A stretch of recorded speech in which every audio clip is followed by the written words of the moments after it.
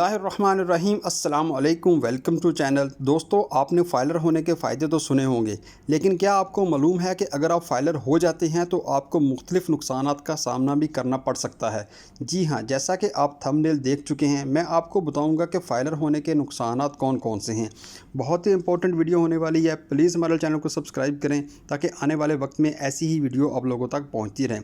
तो व्यूअर्स, सबसे पहली बात तो ये है कि आपने देखा होगा कि गवर्नमेंट और एफबीआर की जानिब से बहुत ही ज़्यादा इंसिस्ट किया जाता है लोगों को कि वो फाइलर बने, और फाइलर हजरात के लिए बहुत सी मराहत का भी ऐलान किया जाता है, जबकि नॉन फाइलर जो हैं उनको डीमोटिवेट किया जाता है, उनके ऊपर भारी टैक्सेस भी आयद किए जाते हैं। लेकिन दोस्तों, फाइलर अगर आप हो जाते हैं तो फिर कौन कौन से मसाइल आपके सामने आ सकते हैं, ये आपको बताने जा रहा हूं। तो सबसे पहली बात यह है कि फ़ाइलर वैसे तो डॉक्यूमेंटेड होता है, उसका जो टैक्स रिटर्न है उसमें कोई अगर कमी पेशी हो जाए तो एफबीआर की जानिब से उसको नोटिस मिलते हैं, और फाइलर होते हुए भी आप कटहरे में खड़े हो जाते हैं।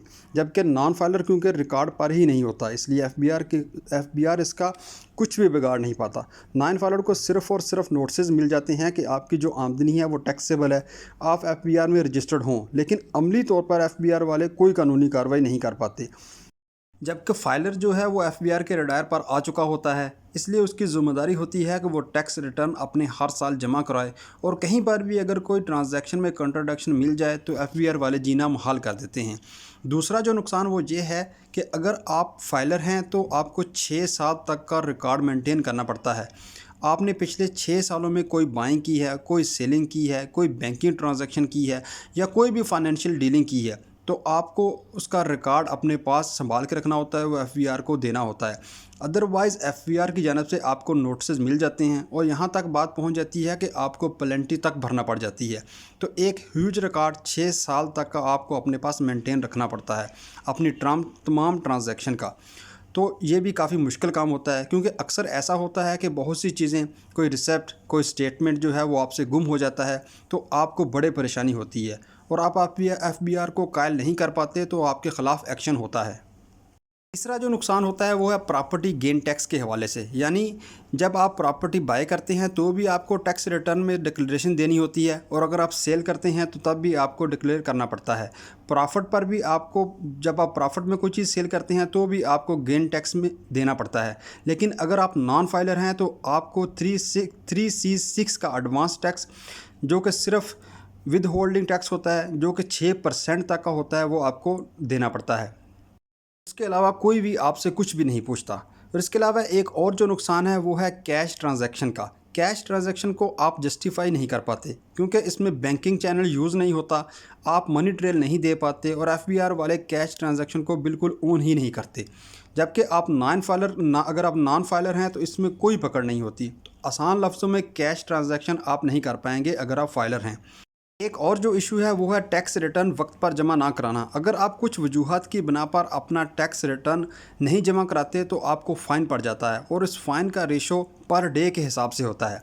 फिर उसके अलावा एक और टेक्निकल इशू ये आता है कि अगर आप फॉर एग्ज़ाम्पल कोई चीज़ आप डिक्लेयर नहीं करते, आपसे कोई गलती हो गई है टैक्स रिटर्न जमा करवाते वक्त, या आपके टैक्स कंसल्टेंट से कोई गलती हो गई है, तो इस चीज़ को भी एफबीआर वाले नोटिस करते हैं, और ये भी हो सकता है कि आपको उसके हवाले से हरासमेंट फेस करनी पड़े, आपको अपील्स फायर करनी पड़े, आपको अदालत जाना पड़े, जो कि टेंशन वाला काम है। फाइलर को ये दरका लगा रहता है कि एफबीआर वाले बैंक से कहीं कटौती ना कर लें, रिकवरी ना कर लें, क्योंकि उनके पास पूरी एक्सेस होती है आपके बैंक अकाउंट को ऑपरेट करने की। इसके अलावा एक और नुकसान ये हो सकता है कि एफबीआर वाले आपकी बिज़नेस साइट को विज़िट कर सकते हैं, रिकॉर्ड मांग सकते हैं, और जब एफबीआर की रेड पड़ती है तो आपकी प्रीमिसेस को वो सील भी कर सकते हैं। एम्प्लॉयज़ जो आपके वहाँ पे मौजूद होते हैं, जो आपका स्टाफ होता है आपके ऑफिस में, वो भी हरास होता है, और एक बैड इम्पैक्ट होता है बिज़नेस पर। और आपके कस्टमर जो आपके वहाँ पे होते हैं उनको भी फील होता है कि कस्टम की जो एफबीआर की इस यहाँ पे रेड पड़ी है, ज़रूर यहाँ पे कुछ ना कुछ गलत हो रहा है। तो मेरा मकसद हरगिज़ ये नहीं है कि मैं आपको ये कह रहा हूँ कि आप फाइलर ना बनें। मैं आपको सिर्फ फैक्ट एंड फिगर बता रहा हूँ कि अगर आप फाइलर बन चुके हैं तो इन चीज़ों को अपने जहन में रखें और इन चीज़ों से बचें। हालांकि होना ये चाहिए कि फ़ाइलर के लिए मराद दी जाएं, और उसके लिए टैक्स रिटर्न का जो सिस्टम है बहुत ज़्यादा इजी होना चाहिए। मैं उम्मीद करता हूं कि गवर्नमेंट को भी ये चाहिए कि फ़ाइलर के लिए नई मराद का ऐलान किया जाए, और उनके लिए सिस्टम को आसान बनाया जाए, उनको हरास ना किया जाए, और नॉन फाइलर को भी टैक्स नेट में लाया जाए, ان کا بھی طریقہ کار واضح ہونا چاہیے، سمپل ہونا چاہیے، اور نان فائلر کوئی دوسری مخلوق نہیں ہے۔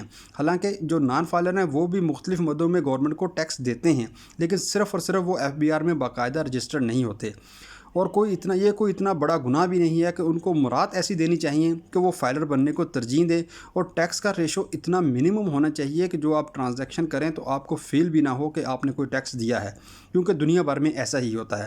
بہرحال ویورز، یہ تھی ہماری آج کی ویڈیو، امید ہے آپ کو اس میں کچھ انفارمیشن ملی ہوگی۔ پلیز ہمارے چینل کو سبسکرائب کریں، ہمیں سپورٹ کریں۔ Thank you for watching. اللہ حافظ۔